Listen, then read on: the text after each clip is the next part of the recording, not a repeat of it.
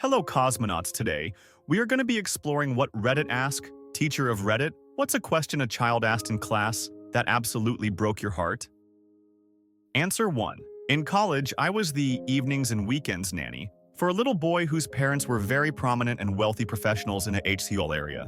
Often, I'd get there at 5 to 6 to relieve the day. Nanny and the parents wouldn't return until after I put him to bed. One evening, the dad was actually home at dinner time. The boy, just under 2, was so excited his dad was there while he was eating his dinner that he could barely eat. The dad told me to turn on the TV to distract him so he'd eat more, and then left the room because he had a work colleague or client or something coming over. After he finished eating, the boy went straight to the dad for some attention, and I let him, thinking the dad would give him a quick hug and kiss and then send him back to me. But the dad didn't even acknowledge him, just gave me a death stare until I came and picked him up and took him into the other room. The boy cried on my lap going, "Dad's, Dada, busy." I just told him Daddy loved him very much and he would play with him later. I didn't know what else to say, it was so sad. After the work person left, the dad came and very diplomatically told me he's never to be bothered by the child when he's with someone from work. I just said, okay, sorry about that, and then he gave me 4 times what I needed for cab fare, plus my regular pay in cash, and said, good night. I stopped working for them shortly after that,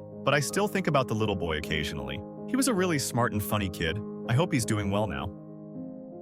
Answer 2. Not a teacher, but a school bus monitor. I had a lot of very sad interactions with kids, but the 2 that really stand out were the 7-year-old boy who, on Valentine's Day, asked if I was single, and when I said I was, tried setting me up with his mom because you're nice and she's mean, so maybe you could make her nicer. Part of my job was to walk the kids to their house if the stop was far enough away. His house was one of these, and I met his mother a few times. She was definitely a mean woman, and I have a lot of suspicions as to what goes on in that house. He would show up with bruises and cuts a lot, but always had excuses which were good enough that CPS didn't really do investigations into it. The other was from this little 5-year-old girl. On the first day, she was distraught because it was the first time in her life being away from her mom. So I sat with her for the bus ride and talked to her. That afternoon, I was talking to her again, asking how her day was, and she was all bubbly and excited to share. Then she said, "You should come over to my house and we can play with my toys. But we have to be quiet because my mommy brings people in the lounge, and I have to be quiet because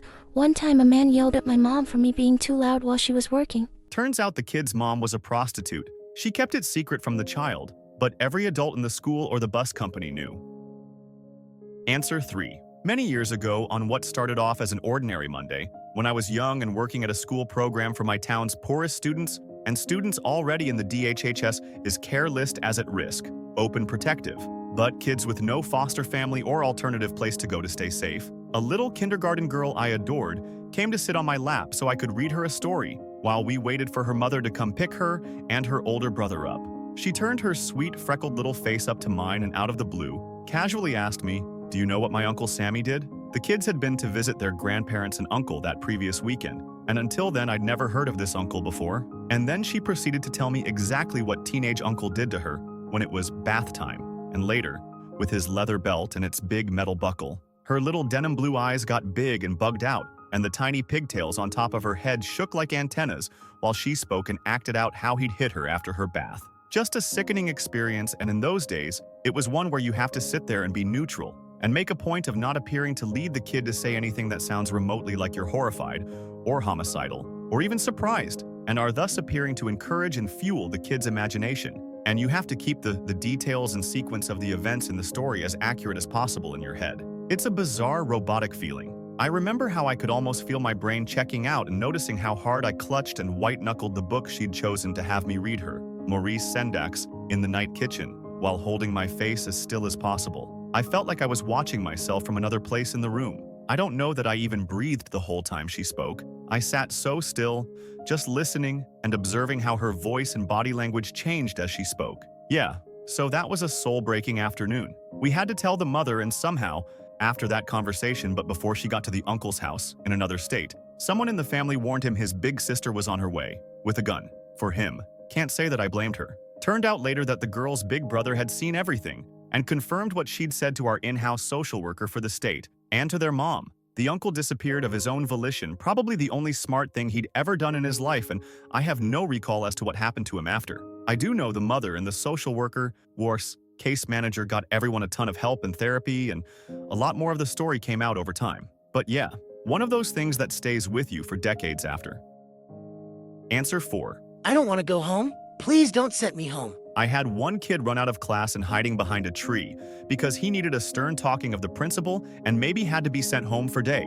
He hid behind that tree and started yelling and screaming that he didn't want to go home and please don't send me home. This was shortly before the CPS investigation for dad and stepmom hitting this child. Every time the dad got a notification that this kid misbehaved in class, he hit the child to discipline him. But it only got worse, and he acted out even more. That's when he told people what happened at home and we were able to get them help. The dad was absolutely helpless to manage his child, and the child got mistreated and abandoned and by his mother before that. Dad went to court to get custody of him, so he wanted his son to be with him but was clueless and helpless. They got help, and things are better now, but it was a rough time. Have you heard something from my dad? He didn't call for weeks and I don't where he is. Another child was in a bit of a separation war going on at home. Both parents said things to each other in front of the no child that should never ever hear about their parents. Bitch, whore, useless, cheater. Police was involved. Things got thrown around and broke. One time, Dad moved out to his girlfriend. A mistress abandoned mom and kid at their house and cut contact for a couple of weeks. Dad wanted to get mom complacent to his abuse through financial abuse. He cut payments for the house and mom had to pay on her own. At the same time, mom had to adjust her working hours around the time when child was at school. At that time, kid asked us adults at school if we had heard any news of the father or if we had his address. Kid even wanted to go to administration to ask if they had any contact information of him. Kid was worried because dad didn't even contact his child. But dad moved back in, mom shut up, and they pretend that everything is fine for now. My dad locks my mom in the bedroom when she did something my dad didn't like sometimes. That was during a project for children's rights, and there was a poster, like a in-picture book, with many incidents or situations that are bad for children. War, playground bullying, starvation, hitting children, etc. The children could say what came to their minds. This kid is of Muslim background. What actually broke me is he didn't even flinch, outgave any indication that he thought this was bad thing. It hadn't occurred to him that this was not normal or okay. This is all in elementary school, and the ages were 7 to 9 years old at that point. Answer 5. I'm a psychologist for the equivalent of CPS in my country, but my work is more focused on giving repertory therapy to kids who have been in bad situations. I have a case, still after 2 years when the most you can be is 1, of 2 siblings severely neglected and emotionally abused by their mother, another can of worms of its own. And we had to remove the little girl, the boy already was removed for trying to kill his sister, of the home because the mother threatened to crash on the road and kill both of them. She ended getting into the psych ward on suicide watch for this. 1 week in therapy, we were talking about the situation, and she looked at me with such sadness. After all, that reality was all she knew all her life.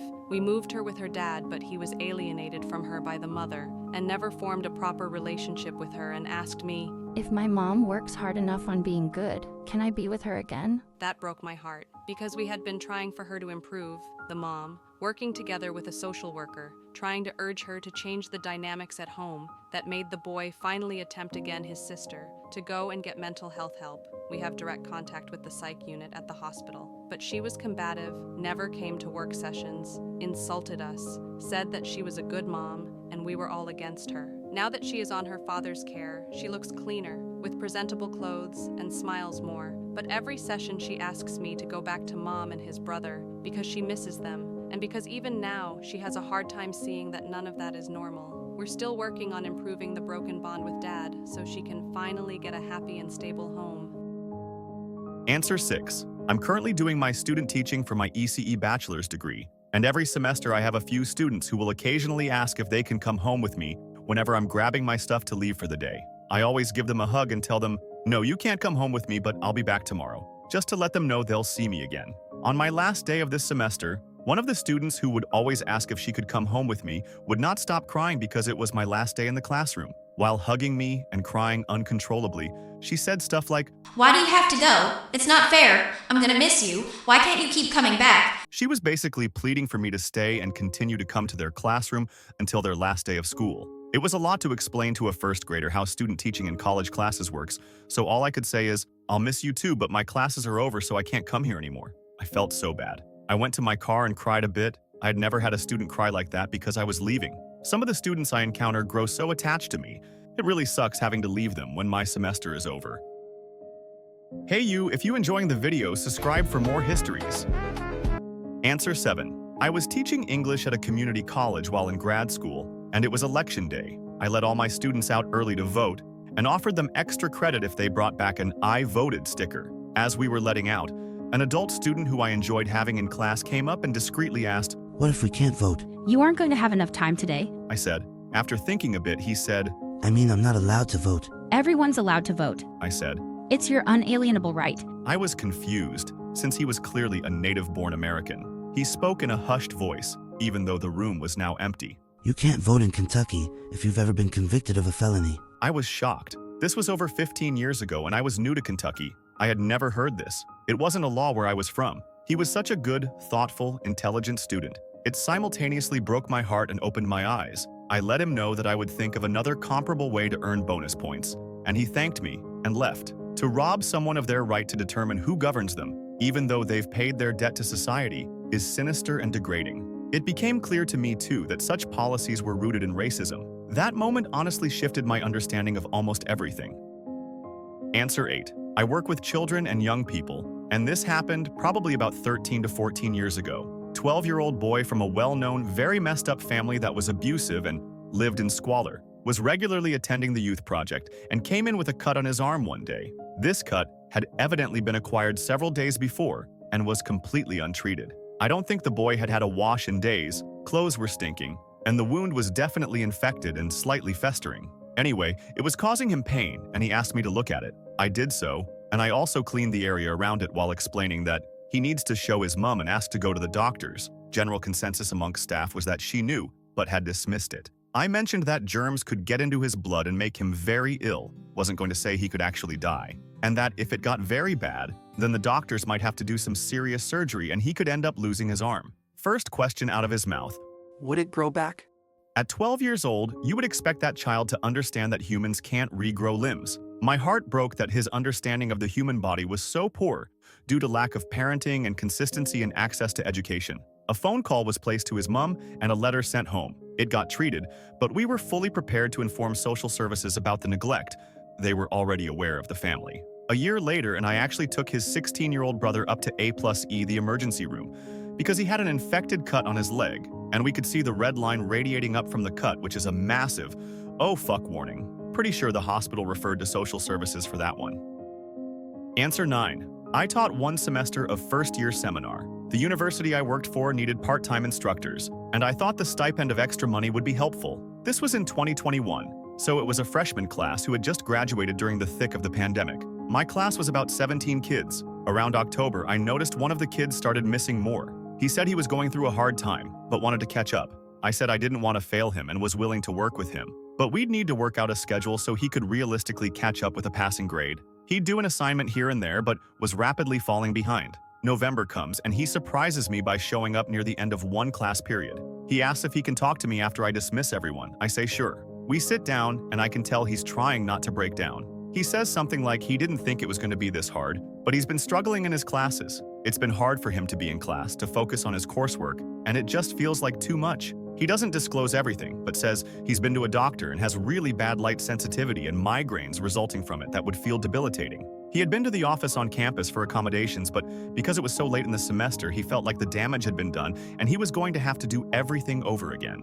I reassured him that even if he was delayed by a semester, it was better he knew now about his diagnosis and how to accommodate it rather than continuing to hurt himself in other ways. He could potentially do more online courses or look into lenses that help reduce fluorescent lighting. He seemed like he was in slightly better spirits, and then he said, I came to tell you because I feel like you're the only teacher that cares about what happens to me. That broke my heart. I had to swallow the lump in my throat and reassure him I did care. I was happy he felt comfortable talking to me, and I would do what I could to help. But man, hearing that he thought I was the only one that even gave a shit about him, that tore me up.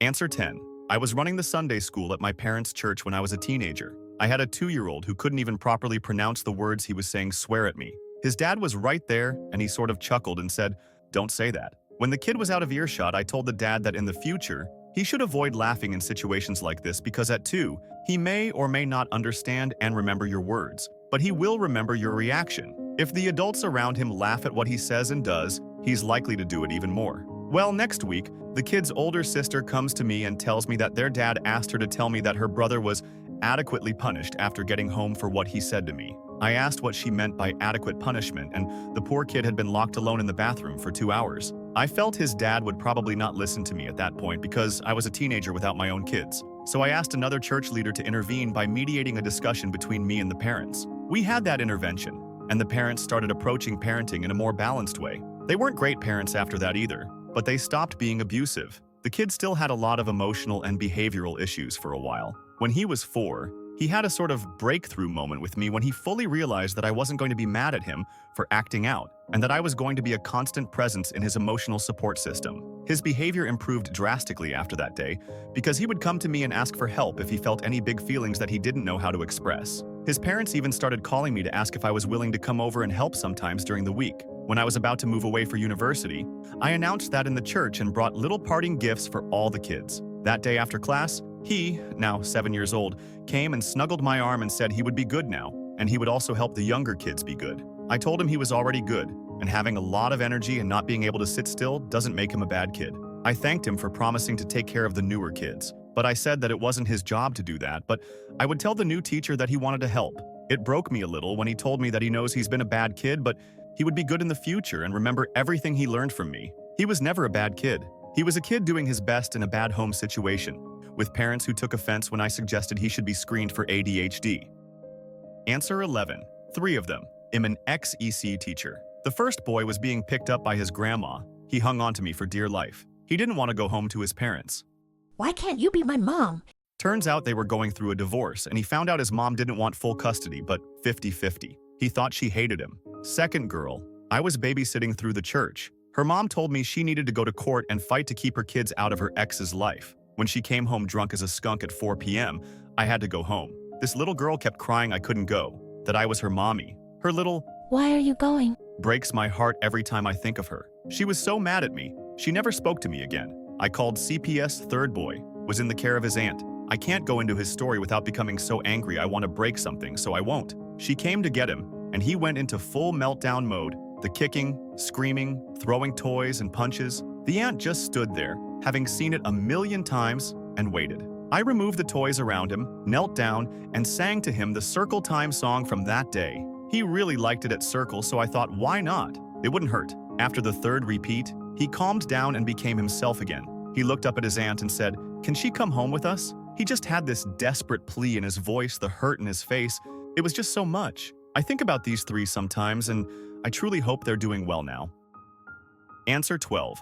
This was before I was a teacher, and I was a nanny for a very dysfunctional family. There were many moments really with these kids. Mind you, I worked for this family for 10 years, started as a teen until I finished up my master's degree. I had tucked in the eldest. He was 7 at the time, and I had worked there for 4 years. Gave him a kiss and told him I loved him. Might be controversial, but I spent every day with these children. As a teen, just picking them up from school, and until they went to bed the entire weekend. And after I turned 18, I moved in with the family. I loved these kids like they were my own siblings, our kids. He grabbed my hand and went, Why do you love me? Mom and Dad don't. I'm a bad kid. He was a handful, I won't lie. Got into trouble a lot at school and a short temper. He's an adult now and was diagnosed with ADHD recently, which I think contributed. I'm sure it didn't help that the parents were only really around 1 day a week. And even then, they would often ask me to look after the kids for a bit so they could go to the movies, a restaurant, etc. I assured him his parents loved him, and that he was a very lovable boy, and that even the loveliest of people make mistakes and can behave badly, but that didn't make them less loved. I hugged him one more time and left the room, but God, I had to push down the lump in my throat for a bit. Not sure if my reaction had been the best, but I was a 20-year-old definitely not equipped for this kind of situation.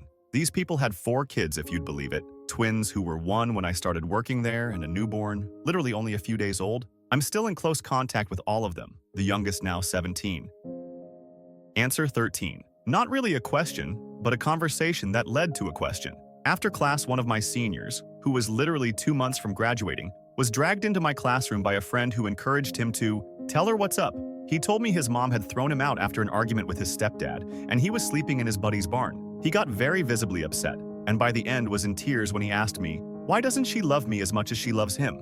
He was already 18, so guidance had their hands tied. He ended up staying with my parents who lived nearby until graduation, when we put him on a bus with a suitcase of my brother's hand-me-downs to his bio dad, who had lined up a job for him. I became persona non grata at that school after his so-called mother bear tried to intimidate me into letting him fail so that he would come crawling back to her. It felt very liberating to leave the area the following year. Hey you, if you enjoying the video, subscribe for more histories. Answer 14. My mom is a third grade teacher. Last year she had a kid. Let's call him Danny. Fake name. Danny was a CIC, Children in Crisis, kid. He was in the foster system. He had trauma. I don't know much about his history other than one or both of his parents were abusive, and there was some really bad neglect. Danny also had some mental health stuff, most likely ODD and possibly others. One day, Danny is in another class, and the teacher runs into my mom's classroom and says she needs help.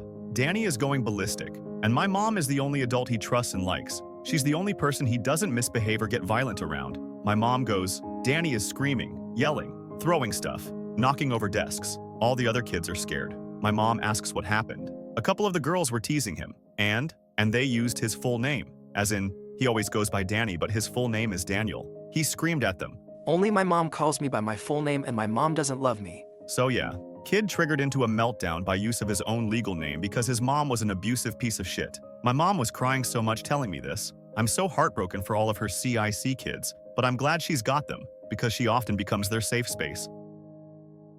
Answer 15. Obligatory. Not a question.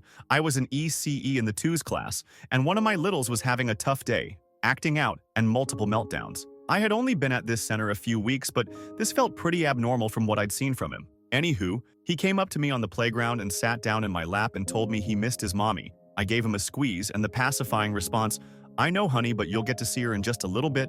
We only have a little bit of school left today. He got up after a few minutes and resumed playtime. Another teacher heard and let me know that his mother had actually passed from cancer about 2 weeks before I started with the center. I sobbed the whole way home. I made sure to let any new teachers or subs know, because I wasn't told till I put my foot fully in my mouth and felt genuinely terrible for days. I didn't want anyone else to feel the same. Answer 16. I used to teach high school math, and for a couple of years I taught consumer math. This is the math you always wished you learned in school. Taxes, writing checks, loans, credit cards, etc. Honestly, should be required for everyone, but instead it was the class for seniors who had failed a math class somewhere along the line and needed another credit to graduate. Oftentimes, it was the second math class they were taking their senior year. The school I taught in was technically suburban, but a very diverse demographic, and some neighborhoods were very much in the city. We got to the lessons about mortgages and how payments work, PMI, all that sort of stuff. One of the kids asked me, Why are we learning this? We're never going to own houses. Just devastating and hard to respond back to. You can try to tell them things can be different, but all their lives they saw their parents working multiple jobs just to pay rent and get by. Answer 17. I was a day camp counselor for 3 to 4-year-olds. This girl accidentally knocked over her water bottle and it spilled everywhere. She immediately started sobbing, terrified. I helped her calm down and explained that it was okay.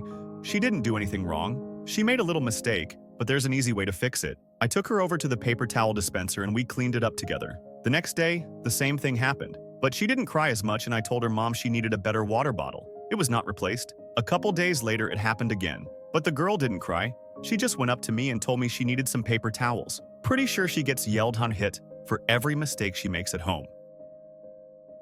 That was enough for today, Cosmonaut. I'll wait for you in the next travel.